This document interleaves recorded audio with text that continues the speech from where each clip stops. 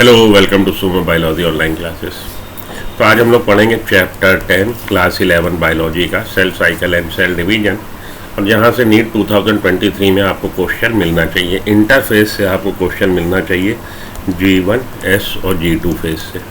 ये जो सब फेजेज हैं इंटरफेस की G1, S, G2, यहाँ से आपको इस बार एक क्वेश्चन मिलना चाहिए। तो ये वाली जो हमारी वीडियो है इंटरफेस की G1, S और G2 से रिलेटेड है। जो बच्चों का कॉन्सेप्ट क्लियर है वो अपना समय बचाएं, इसको ना देखें, और जिन बच्चों को थोड़ी सी क्लैरिटी चाहिए या क्वेश्चन कहाँ से फ्रेम होता ज़रूर कंटिन्यू करें, वीडियो आपके लिए यूज़फुल हो सकती है। चलिए चालू करें। तो फेजेस ऑफ सेल साइकिल पे आ जाइए। सेल साइकिल ये क्या है? सेल साइकिल की फेजेस क्या है? A typical eukaryotic cell cycle is illustrated by human cells in culture. Eukaryotic cell cycle को अगर आप स्टडी करना चाहें तो आप ह्यूमन सेल का कल्चर बना के उससे आप स्टडी कर सकते हैं। This cells divide once in approximately every 24 hour. तो ह्यूमन सेल्स जो है 24 घंटे में एक बार डिवाइड होती हैं। This cells divide once in approximately every 24 hours, या कह लीजिए कि ह्यूमन सेल का सेल साइकिल ड्यूरेशन कितना है? 24 आवर्स है। इसको इस तरह से भी कह सकते हैं। However this duration of cell cycle can vary from organism to organism and from cell type to cell type. देखिए, प्रोकैरियोटिक सेल का सेल साइकिल अलग होगा, यूकैरियोटिक सेल का सेल साइकिल अलग होगा। ज़्यादातर केस में प्रोकैरियोटिक सेल जल्दी जल्दी डिवाइड होती है, उसके सेल साइकिल ड्यूरेशन कम होता है। यूकैरियोटिक सेल लॉन्गर ड्यूरेशन लेती है।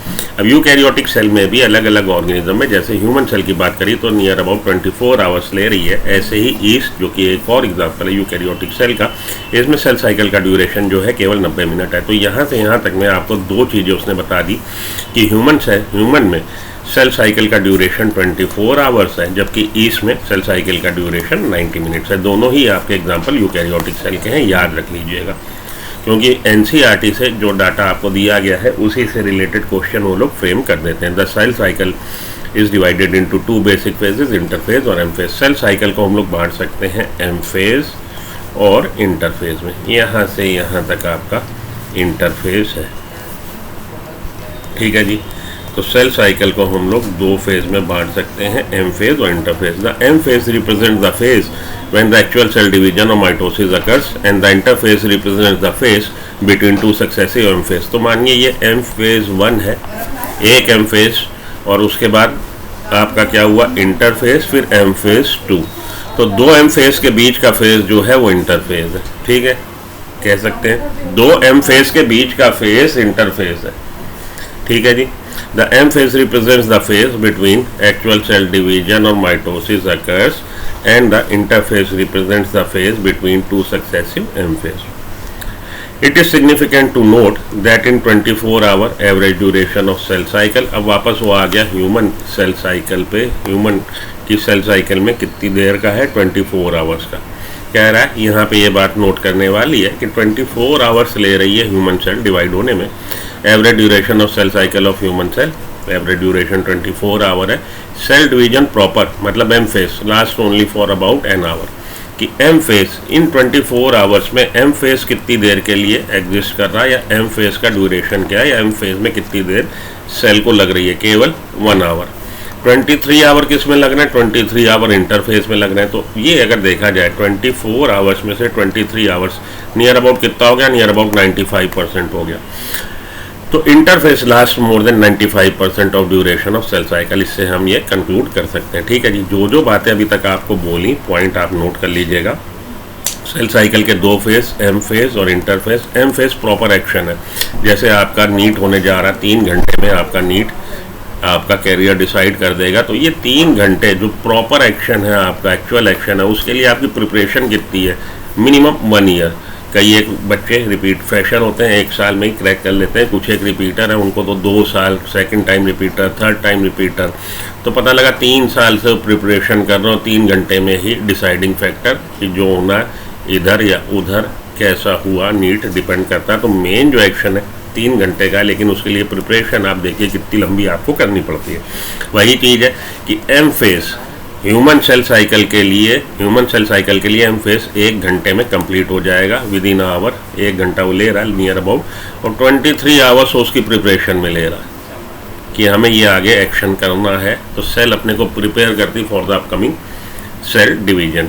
ठीक है, तो इंटरफेस लास्ट मोर देन 95% बात हो गई थी। द एम फेज स्टार्ट्स, अब एम फेज पे आ जाइए आप। M phase starts with the nuclear division. अगर आपसे पूछा जाए, क्वेश्चन यहाँ से फ्रेम हो सकता है, एम फेज स्टार्ट्स विद, तो आप कह सकते हैं विद न्यूक्लियर डिवीजन। दूसरे शब्दों में आप कह सकते हैं karyokinesis, corresponding to the separation of daughter chromosome. Nuclear division में क्या हो रहा है, न्यूक्लियर डिवीजन में डॉटर क्रोमोसोम सेपरेट हो जाते हैं एक दूसरे से और डॉटर सेल में चले जाते हैं, तो उसको हम लोग कैरियोकाइनेसिस भी बोलते हैं। तो M phase starts with nuclear division और karyokinesis, you can say that, and usually ends with division of cytoplasm. Division of cytoplasm के लिए टर्म यूज हो रहा है साइटोकाइनेसिस, और डिवीजन ऑफ न्यूक्लियर के लिए, न्यूक्लियर डिवीजन के लिए टर्म यूज हो रहा है कैरियोकाइनेसिस। कैरियोन का मतलब होता है nucleus, cytokinesis, karyokinesis. The interphase दो कॉल्ड रेस्टिंग फेज। इंटरफेज हालांकि हम लोग बोल रहे हैं कि रेस्टिंग फेज है, सेल कुछ भी नहीं कर रही, रेस्ट कर रही। तो बेटा ये वही चीज़ होगी जैसा कि मैंने अभी आपको एग्जांपल दिया कि नीट आपका होने जा रहा है 7 मई को 3 घंटे। तो ये जो बाकी का आपने 7 मई को आप अपीयर हुए, अब कोई बच्चा अनलक्की, आप नहीं, कोई दूसरा बच्चा XYZ बच्चा अनलक्की रहा इस बार, मानिए किस्मत ने साथ नहीं दिया, वो फिर से अगले साल तैयारी करेगा और फिर से अगले साल नीट देगा 3 घंटे का। तो ये एम फेज के बीच में इंटरफेज। अब ये बोले वो रेस्ट कर रहा था, रेस्ट नहीं कर रहा था, वो अपने आप को मेंटली फिजिकली प्रिपेयर कर रहा था for the upcoming NEET next session के लिए। तो इंटरफेज दो called the resting phase is the time during which the cell is preparing for division by undergoing both cell growth and DNA replication in an orderly manner. तो आप क्या करते हैं, आप भी लेक्चर्स वगैरह देखते हैं, क्रेमिंग करते हैं, पढ़ते हैं, चीज़ों को समझते हैं, नोट्स बनाते हैं। उसी तरह से सेल क्या कर रही है, सेल ग्रोथ करेगी और DNA रेप्लिकेट करेगी एक ऑर्डरली मैनर में, उसके बाद सेल डिवाइड हो जाएगी। The interface is divided into 3 further phases. सब फेजेस में बांट सकते हैं हम लोग इंटरफेस को, G1 phase, S and G2 phase. G1 phase को गैप 1 फेज या ग्रोथ 1 फेज, S फेज को सिंथेसिस फेज और इनविजिबल फेज, G2 फेज को गैप 2 फेज और ग्रोथ 2 फेज भी बोला जाता है। ठीक है जी, याद रखिएगा। आगे चलता हूँ, आइए। G1 फेज में क्या हो रहा है, G1 phase correspond to the interval between mitosis. G1 phase इंटरवल है किसके बीच में, M फेज के बीच में, and initiation of DNA duplication. DNA duplication होता है S फेज में। During G1 phase the cell is metabolically active. G1 phase में सेल मेटाबॉलिकली एक्टिव है एंड कंटिन्यूसली ग्रो, और कंटिन्यूसली ग्रो कर रही है। G1 फेज में सेल मेटाबॉलिकली एक्टिव है एंड कंटिन्यूसली ग्रो कर रही है, but does not replicate it's DNA, लेकिन अपना DNA रेप्लिकेट नहीं कर रही। तो G1 फेज, S फेज और G2 फेज, ठीक है। इसके लिए आपने याद रखना है किस फेज में क्या हो रहा है। G1 फेज में सेल मेटाबॉलिकली एक्टिव है, ग्रो कर रही है, लेकिन DNA रेप्लिकेशन नहीं होता। S फेज में आइए, S फेज में क्या हो रहा है, S phase marks the period during which DNA synthesis और replication take place. S phase वो फेज है जिसमें DNA अपने को रेप्लिकेट कर रहा है। S फेज वो फेज है जिसमें DNA अपने को रेप्लिकेट कर रहा है, ठीक है। ड्यूरिंग विच DNA सिंथेसिस और replication take place, during this time the amount of DNA per cell double. अब DNA जब अपने को रेप्लिकेट करता है तो DNA का अमाउंट डबल हो जाता है। If the initial amount of DNA is denoted as 2C, then it increases to 4C। अब यहाँ पे देखिए C वैल्यू और N वैल्यू को आप समझिए, यहाँ पे बच्चे कई सारे कंफ्यूज होते हैं। C वैल्यू बताती है DNA कंटेंट को, C वैल्यू बताती है DNA कंटेंट को, अमाउंट या आप कह लीजिए amount of DNA in picogram, ठीक है जी। और N वैल्यू क्या बताती है, N वैल्यू बताती है नंबर ऑफ जीनोम को, पोल ID बताती है, नंबर ऑफ जीनोम बताता है। तो n की वैल्यू अगर 1 है तो हम बोलेंगे हैप्लॉइड सेल है, n की वैल्यू अगर 2 है तो हम बोलेंगे डिप्लॉइड सेल है। अब n की वैल्यू अगर 1 है, हैप्लॉइड सेल है, तो उसमें जितना भी DNA होगा वो उसकी 1C वैल्यू बताएगा। और अगर n की वैल्यू 2 है, डिप्लॉइड सेल है, नंबर ऑफ जीनोम 2 है, डिप्लॉइड सेल है, तो उसमें जितना भी DNA का अमाउंट होगा, content of DNA, amount of DNA in picogram, वो उसकी 2C वैल्यू हो जाएगी, ठीक है। सेल हैप्लॉइड भी हो सकती है, डिप्लॉइड भी हो सकती है। जो सेल साइकिल में, सेल डिवीजन में एंटर हो रही है वो सेल हैप्लॉइड भी हो सकती है, डिप्लॉइड भी हो सकती है। हैप्लॉइड और डिप्लॉइड वो बताता है नंबर ऑफ जीनोम। जीनोम क्या है, genome complete set of chromosome. Genome एक कंप्लीट सेट है chromosome, a complete set of chromosome, chromosome का complete set, in which each and every chromosome represent itself singly. जिसमें कि हर क्रोमोसोम अपने को single representation देता है, एक कॉपी होती है, एक कॉपी। तो हम लोग के लिए ये क्रोमोसोम का नंबर जीनोम में, हमारे सिंगल जीनोम में क्रोमोसोम का नंबर कितना है? 23 हम लोग के केस में, ह्यूमन बीइंग के केस में। एप्स में 24 है, और इसी तरह से अनियन के केस में 8 है। एक जीनोम कितने क्रोमोसोम का बना है? 8 क्रोमोसोम का। इसी तरह से ड्रोसोफिला के केस में 4 है, number of chromosome in a genome 4। तो हर स्पीसीज में नंबर ऑफ क्रोमोसोम अलग अलग होता है, ठीक है जी। 4, 8, 23, 24 ये डिपेंड करता है स्पीसीज पे। तो एक पूरा सेट, वो एक पूरा सेट बताता है जीनोम को, ओके। तो यहाँ पे बात हो रही है कि जब सेल साइकिल में सेल एंटर हुई, तो अगर वो हैप्लॉइड है तो उसमें 1n, और अगर वो हैप्लॉइड है तो उसकी वैल्यू कितनी? सी वैल्यू 1c। अब हैप्लॉइड सेल हमारी मानिए 23 क्रोमोसोम वाली सेल एंटर हुई सेल साइकिल में। कंफ्यूज हो जाओगे आप, 46 वाली कर लेता हूँ मैं। मानिए diploid cell, human cell enter हुई है सेल साइकिल में, तो जीवन फेज में उसका कंटेंट जो रहेगा, नंबर ऑफ जीनोम 2n है। 2n में एक n की वैल्यू, सिंगल जीनोम में 23 क्रोमोसोम, 46 क्रोमोसोम, 46 क्रोमोसोम का जो कंटेंट होगा वो 2c होगा। अब ये है क्रोमोसोम। एस फेज में इसने अपने को डुप्लीकेट कर लिया, ये सेंट्रोमियर है। अब इसने डुप्लीकेट कर लिया एक मॉलिक्यूल, और ये हमारा डीएनए का बन गया। अब डुप्लीकेटेड क्रोमोसोम ऐसा है। तो नंबर ऑफ क्रोमोसोम तो 46 ही रहे, लेकिन डीएनए कंटेंट अब डबल हो गया, क्योंकि इसका एक आर्म था। मानिए पहले आपके पास 23 आर्म थे 1-1 किलो के, ऐसा मान लीजिए 23 क्रोमोसोम पिकोग्राम। हालांकि एक एग्जांपल देने को बता रहा हूँ, आपके 46 क्रोमोसोम थे, 46 क्रोमोसोम, हर क्रोमोसोम 1 किलो का, ठीक है जी। वो 46 ही रहे, लेकिन अब हर क्रोमोसोम 2 किलो का हो गया है, उन्होंने अपने को डुप्लीकेट कर लिया। तो 2c वैल्यू बढ़ के हो गई 4c, लेकिन नंबर ऑफ जीनोम 2n ही रहे थे, वो 2n ही रहे।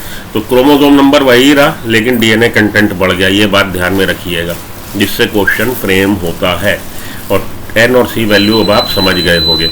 हाउएवर 2c और 2n वैल्यू अब आप समझ गए। However there is no increase in the chromosome number, chromosome number में इंक्रीज नहीं हुआ। If the cell had haploid और diploid number 2n number of chromosome at G1 phase, even after the S phase the number of chromosome remain the same। G1 phase के बाद chromosome number same रहा, 2n ही रहा।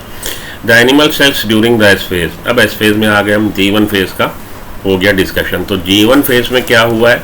Metabolically active है, grow कर रही है, लेकिन डीएनए डुप्लीकेशन नहीं किया, ये किया इसने, ठीक। अब S phase में आ जाइए। तो G1 phase जब कंप्लीट हुआ, सेल जो एंटर हुई थी 2n वैल्यू लेके एंटर हुई, और 2c, डिप्लॉइड सेल की बात कर रहा हूँ। तो आफ्टर G1 फेज ये 2n ही है और 2c ही है। S फेज में ये 2n ही रहेगा, लेकिन डीएनए डुप्लीकेट हो जाएगा तो 4c हो जाएगा। और G2 में जब एंटर होगा तो 2n और 4c ही रहेगा। उसके बाद M फेज जब कंप्लीट होगा तो ये 2n और 2c हो जाएगा डॉटर सेल में। ये हमने माइटोसिस सेल डिवीजन के बारे में, डिप्लॉइड सेल के बारे में आपको जानकारी दी। लिख लीजिएगा, क्वेश्चन आपसे पूछा जाता है, यहाँ से क्वेश्चन फ्रेम होता है। आगे चलता हूँ। तो in animal cells during the S phase, S phase में क्या होने जा रहा है? डीएनए रेप्लिकेशन होगा, begins in the nucleus and centriole duplicates. अगर एनिमल सेल है तो सेंट्रियोल का डुप्लीकेशन भी एस फेज में होगा। During the G2 phase proteins are synthesized in preparation for mitosis while cell growth continue. G2 phase में protein synthesis हुआ है, वो प्रोटीन जो रिक्वायर्ड है माइटोसिस के लिए, और सेल ने ग्रोथ भी करी है, ठीक है जी। तो आपकी एनसीईआरटी बता रही है G1 फेज में क्या हुआ है। G1 फेज में सेल मेटाबॉलिकली एक्टिव है, ग्रोथ कर रही है, और सेल ऑर्गेनेल्स का भी डुप्लीकेशन, ये नहीं बता रहा, लेकिन आप याद रख लीजिएगा सेल ऑर्गेनेल्स का भी डुप्लीकेशन होता है।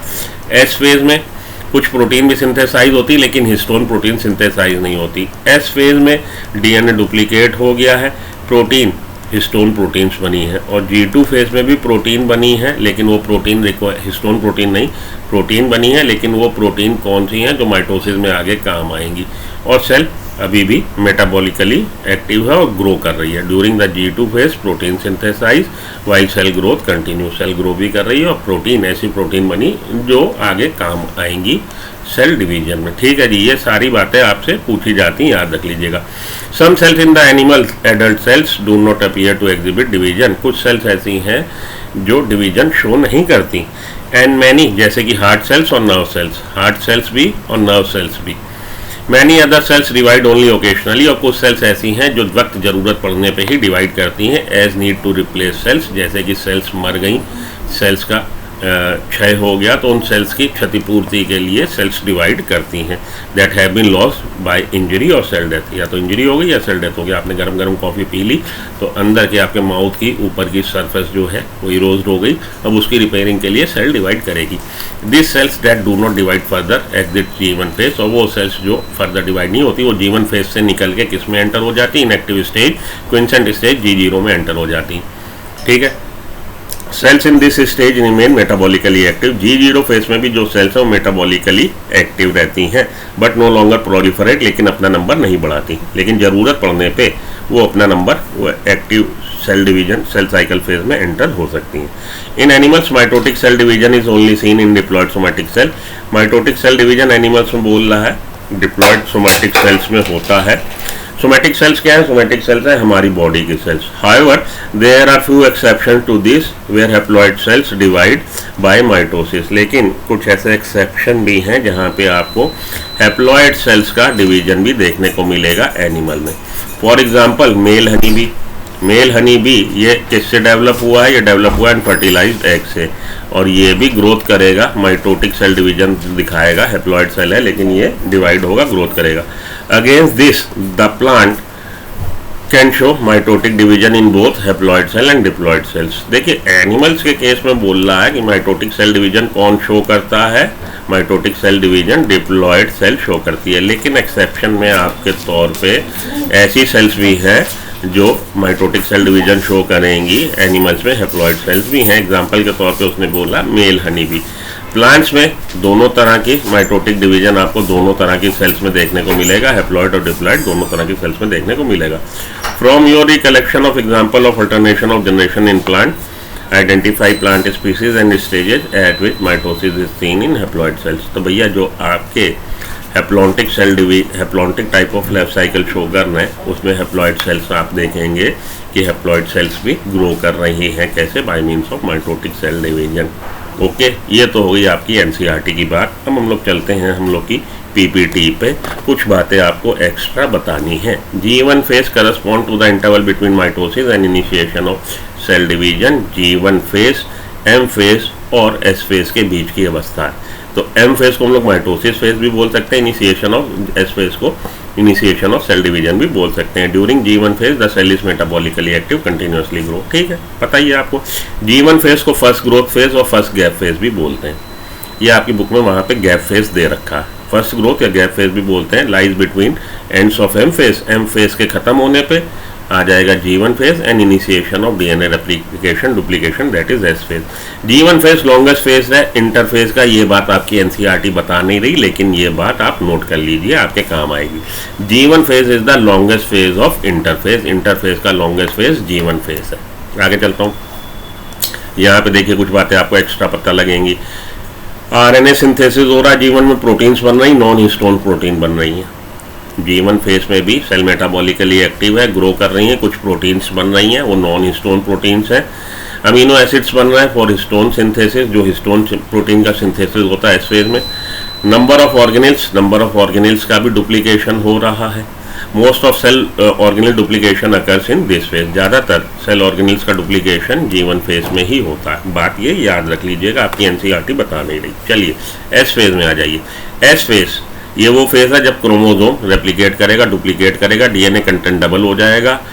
2C था, अगर हैप्लॉइड सेल है 1C था, 1C से 2C हो गया। अगर डिप्लॉइड सेल था 2C था तो 4C हो गया। The number of chromosome same रहे तो वही बात है। नंबर ऑफ आर्म, आपके पास 23 आर्म थे या 46 आर्म थे, 46 आर्म थे 1-1 किलो के, वो 46 ही रहे लेकिन 2-2 किलो के हो गए। सीधी सी बात, ये समझ लो अच्छी तरह से। एनिमल सेल्स में आपको S फेज में क्या हो रहा है? एनिमल सेल्स में S फेज में DNA डुप्लीकेशन तो हो ही रहा, साथ में सेंट्रियोल डुप्लीकेशन हो रहा। Proteins are synthesize in preparation, और ड्यूरिंग G2 फेज में प्रोटीन सिंथेसिस हो रहा है माइटोसिस सेल डिवीजन के लिए। ठीक है, आपकी बुक ये बता रही है। आगे चलता हूँ। Protein synthesis is very low during this phase, S phase में। तो G1 में भी कुछ प्रोटीन बनी थी, एस फेज में प्रोटीन बन रही, G2 में भी। आपकी बुक में उसने G2 में प्रोटीन का जिक्र किया है, एनसीईआरटी में बोल रहा है G2 में जो प्रोटीन बन रही है माइटोटिक सेल डिवीजन के लिए इसेंशियल है, रिक्वायर्ड है। एस फेज में कौन सी प्रोटीन बन रही है? एस फेज में हिस्टोन प्रोटीन प्रोडक्शन होता है, हिस्टोन का प्रोडक्शन एस फेज में होता है। S phase is also known as invisible phase. S phase को हम लोग इनविजिबल फेज बोलते हैं, invisible phase of M phase. S phase also known as invisible phase, ये बात याद रख लीजिएगा, एस फेज को इनविजिबल फेज बोलते हैं और एस फेज में ही हिस्टोन प्रोटीन्स बनती हैं, काम आएगा आपके। आगे चलिए, G2 फेज बात हो चुकी। G2 फेज में आपका ये एनसीईआरटी बोल स्मॉलेस्ट फेज है इंटरफेज का। G1 आपका लॉन्गेस्ट फेज है, ये स्मॉलेस्ट फेज है। यहाँ पे भी प्रोटीन बन रही है, वो प्रोटीन बन रही है जो माइटोटिक सेल डिवीजन के लिए रिक्वायर्ड है, नॉन हिस्टोन्स हैं। Proteins are synthesize in preparation for mitosis, cell growth continues. ठीक है, ये बातें अब आपने अगर याद रख ली। उसके अलावा आपने क्या याद रखना है कि कई बार ऐसा होता है कि सेल एग्जिट मार जाती है G1 से। जब G1 में है तो उसके सामने 3 विकल्प हैं, या तो इसमें एंटर हो जाए या इससे आउट हो जाए और यहाँ पे वेट करे कि मुझे किधर जाना, वो डिसाइड नहीं कर पा रही कि इधर चली जाऊँ कि इधर चली जाऊँ। जब G1 फेज में सेल आ गई तो उसके सामने 3 विकल्प हैं, या तो वो आगे proper cell division S phase में चली जाए, आगे चली जाए, या G1 से क्विट कर जाए, बाहर आ जाए, G0 में आ जाए, या यहाँ पे रुक के कुछ देर वेट करे कि मुझे किधर जाना है। अब मैं नीट देने के बाद अब आप सोचो अगले साल नीट की प्रिपरेशन करूँ ना करूँ। आपने क्विट मार लिया कि नहीं भैया मुझे नहीं देना, इस बार अटेम्प्ट कर लिया, आगे नहीं देना, या आपने कहा कि नहीं अभी तो मुझे नीट देना है, मैं फिर से प्रिपरेशन कर रहा हूँ। 3 विकल्प G1 में सेल के सामने होते हैं। तो जब ये बाहर आ जाती है, G0 में आ जाती है, उसको समझिए it is the stage of inactivation of cell cycle. Cell cycle inactivate हो गया। फिर आपकी बुक की लाइनें हैं जिनको मैं पढ़ के ऑलरेडी आपको एक्सप्लेन कर चुका हूँ। तो क्विंसेंट फेज में सेल इनएक्टिव स्टेज है, किस लिहाज से कि वो सेल साइकिल से बाहर आ गई। जब सेल डिवाइड नहीं होगी तो इनएक्टिव स्टेज है, लेकिन मेटाबॉलिकली एक्टिव है, लाइव है सेल अभी, लेकिन अभी वो अब प्रोलिफरेट नहीं करेगी, अपना नंबर नहीं बढ़ाएगी। ठीक है जी, ये हो गया G1, S और G2 के बारे में जानकारी। यहाँ से आपको एक क्वेश्चन इस बार इंटरफेस से एम फेज से मिलना चाहिए, और एम फेज और सेल साइकिल ये जो सारा का सारा अभी डिस्कशन किया मैंने, एक क्वेश्चन आपको यहाँ पे मिलना चाहिए। Post mitotic gap phase and synthetic phase of cell cycle, ये कॉन्सेप्चुअल क्वेश्चन हो गया। पोस्ट माइटोटिक गैप फेज कौन सा है? G1। और सिंथेटिक फेज कौन सा है? S। तो हमारा आंसर हो जाएगा ऑप्शन बी को चुन लीजिए, आगे बढ़िए। ह्यूमन सेल्स कंप्लीट करती है अपना सेल साइकिल कितनी देर में? 24 आवर्स में। क्वेश्चन देखिए इसी तरह के बनते हैं, आपको याद रखना होगा। ईस्ट कंप्लीट कर रही है 90 मिनट में। Cell divides in order to maintain nucleocytoplasmic ratio. Nucleocytoplasmic ratio disturb हो जाता है जब सेल ग्रोथ करती है, तो अल्टीमेटली सेल डिवाइड करके अपना न्यूक्लियोसाइटोप्लाज्मिक रेशियो मेंटेन करती है। Correct order of various phases of eukaryotic cell cycle. Eukaryotic cell cycle का करेक्ट जो सीक्वेंस है वो क्या है? G1 से S में गई, S से G2 में गई, G2 से M में गई, और M से फिर साइटोकाइनेसिस, और आपका सेल साइकिल कंप्लीट, फिर से G1 में एंटर हुई। तो हमारा ऑप्शन ए ही करेक्ट है। Correct answer is option A. ठीक है, ये करेक्ट सीक्वेंस है जो आपको याद रखना चाहिए। सीरीज ऑफ चेंजेस और sequential events which occur regularly in a dividing cell is called, उसको हम लोग क्या बोलते हैं? सेल साइकिल बोलते हैं। Chromosomes are least condense chromosome किस फेज में है? इंटरफेज में है। तो ये था आपका हम लोग का इंटरफेस के बारे में जानकारी। इसको आप अच्छे से पढ़ लीजिए और इससे रिलेटेड क्वेश्चन जहाँ से आपको मिले लगा लीजिए। 2C वैल्यू, और एक बार फिर से उसको देखते हैं। मानिए डिप्लॉयड सेल है, एक तरफ मैं डिप्लॉयड सेल का डिस्कशन करता हूँ, एक तरफ हैप्लॉयड सेल का डिस्कशन करता हूँ। ठीक है, तो डिप्लॉयड सेल एंटर हुई किसमें? माइटोटिक सेल डिवीजन में। इनिशियली उसका वैल्यू थी 2N, और 2N का जो कंटेंट था वो 2C था। तो ये देखिए जब ये G1 में एंटर हुई, ये हमारा G1, ये S, ये G2, ये आपका यहाँ से यहाँ तक कैरियोकाइनेसिस, और फाइनली साइटोकाइनेसिस। ठीक है, जब ये G1 में एंटर हुई तो 2N वैल्यू थी और 2C थी। अब ये 2N ही रही, 4C हो गई। अब यहाँ पे ये 2N और 4C, और कैरियोकाइनेसिस होने के बाद जब तक कि एक सेल 2 में नहीं बटी, उसका यही वैल्यू रही 2N और 4C, और जब ये 2 सेल में बट गई तो ये 2N और 2C रिस्टोर हो गया। ओके, ये हो गया वापस आपका। भाई आम था, उसके पास मानिए 2 आम थे, 1 1 किलो के और 2 2 किलो के हो गए, डुप्लीकेट हो गया। लेकिन आखिरी में तो ये कट गया ना वापस, तो आम तो 2 ही रहे, डॉटर सेल में चले गए, लेकिन अब वो वापस 1 1 किलो का हो गया। ओके, तो फाइनली जो डॉटर सेल बनी उसमें 2n और 2c रिस्टोर हो जाएगा, क्योंकि फाइनली ये स्प्लिट करता है हमारा क्रोमोसोम, और ये स्प्लिट होने से वापस उसका डीएनए कंटेंट जो है नॉर्मल उतना ही हो जाता है जो इनिशियली पेरेंट सेल का था। ठीक है जी। हैप्लॉइड सेल के लिए आइए, हैप्लॉइड सेल अगर एंटर हुई है तो n वैल्यू 1 और c वैल्यू 1 लेके एंटर हुई है, तो इसको आप उसी हिसाब से कर सकते हैं। G1 फेज में n की वैल्यू 1 और c की वैल्यू 1, S फेज में n की वैल्यू 1, c की वैल्यू 2c हो गई है। यहाँ पे G2 में ये S फेज, ये G2, ये G1। तो G2 फेज में अभी जब वो आई है n की वैल्यू तो 1 है, लेकिन डीएनए कंटेंट जो है 2c है। और फाइनली जब माइटोटिक सेल डिवीजन कंप्लीट हो जाएगा तो n इज इक्वल टू 1 और c इज इक्वल टू 1 हो जाएगा आफ्टर साइटोकाइनेसिस, कैरियोकाइनेसिस और साइटोकाइनेसिस। ठीक है जी, याद रहेगा आपको ये इससे रिलेटेड क्वेश्चन आप लगा लीजिएगा। अच्छा, एक चीज़ और है, एनसीईआरटी पे चलता हूँ तो वहाँ पे देखिए ये जो पूछा गया आपको, mitosis in onion cell, root tip cell, 16 chromosome in each cell. कह रहा जी माइटोटिक सेल डिवीजन हो रहा अनियन की रूट टिप सेल में, 16 क्रोमोसोम थे। Can you tell how many chromosomes will the cell have at G1 phase, S phase and after M phase. तो 16 के 16 ही रहेंगे, इनके नंबर चेंज नहीं होगा। हाँ, C वैल्यू में चेंज होगा। What will be the DNA content of the cell at G1 phase. G1 phase में 2C वैल्यू थी क्योंकि डिप्लॉयड सेल है जो एंटर हुई। After S phase, after S and at G2, S phase के बाद उसकी 4C हो गई, G2 में भी 4C है। And if the content after M phase is 2C, और M फेज कंप्लीट होने के बाद, जब M फेज कंप्लीट हो गया, साइटोकाइनेसिस एंड में हो गया, तो ये 4C, ये जो हमारे डुप्लीकेटेड क्रोमोसोम थे, अब ये स्प्लिट होके अपोजिट पोल पे जा चुके हैं और फाइनली साइटोकाइनेसिस हुआ, साइटोप्लाज्म बट गया, तो ये वापस 2C वैल्यू मेंटेन हो गई। ठीक है जी, इनिशियली 2C था, G1 में 2C था, S फेज में 4C हो गया, G2 में ये 4C था, और ड्यूरिंग M फेज 4C था। कंप्लीशन ऑफ M फेज के बाद ये वापस 2C रिस्टोर हो गया। इस तरह से क्वेश्चन आपसे C और N वैल्यू के भी आ सकते हैं, क्वेश्चन में लगा लीजिएगा।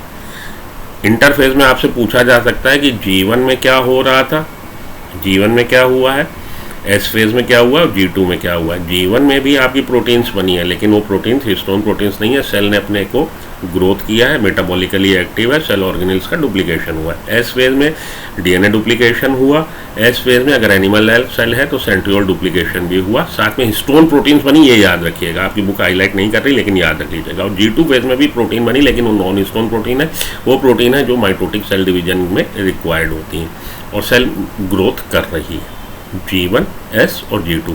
लॉन्गेस्ट फेज इंटरफेज का G1 है, शॉर्टेस्ट फेज G2 है। S फेज को हम लोग इनविजिबल फेज भी बोलते हैं। ये सारी बातें आप याद रखिएगा, काम आपका चलेगा। इंटरफेस नियर अबाउट 95% ले लेता है सेल साइकिल का। M फेज जो प्रॉपर सेल डिवीजन फेज है, भाई IPL 1 ही 1.5 घंटे का मैच है, लेकिन उसके लिए तैयारी रोहित शर्मा, विराट कोहली पूरे साल करते हैं। नीट 3 घंटे का ही है, लेकिन उसके लिए तैयारी आप लोग 2-2, 3-3 साल से कर रहे हैं। सो दैट्स इट, ये था आपका सेल साइकिल से रिलेटेड इंटरफेस के बारे में जानकारी। अगले लेक्चर में आपसे इसी चैप्टर से और कहाँ से क्वेश्चन आ सकते हैं उससे हम लोग डिस्कस करेंगे। तो मेनली नेक्स्ट लेक्चर में हम लोग डिस्कस करेंगे किसको, हम लोग डिस्कस करेंगे मियोसिस फर्स्ट की, प्रोफेज फर्स्ट को, वहाँ से क्वेश्चन आपको मिलना चाहिए। ये वाला जो पैराग्राफ है आपका बहुत इंपॉर्टेंट है, मियोसिस फर्स्ट का, प्रोफेज फर्स्ट, क्वेश्चन आपको ज़्यादातर यहीं से आता है। ये वाला पैराग्राफ आपको मैं दिखाता हूँ। नेक्स्ट लेक्चर में हम लोग इसी पैराग्राफ को डिटेल में पढ़ेंगे। मियोसिस पे आ गए और मियोसिस में ये प्रोफेज फर्स्ट, प्रोफेज की leptotene, zygotene, pachytene, diplotene, diakinesis, यहाँ से क्वेश्चन आपका आता है। ये वाला पैराग्राफ बहुत इंपॉर्टेंट है, पेज नंबर 168। हम लोग इसी को पढ़ेंगे इन द नेक्स्ट लेक्चर। मिलता हूँ ब्रेक के बाद। अगर आप आखिरी तक लेक्चर के आ गए हैं, लेक्चर आपको पसंद आया, चैनल को सब्सक्राइब कर लीजिए, लेक्चर को लाइक कर दीजिए। Good day, thank you.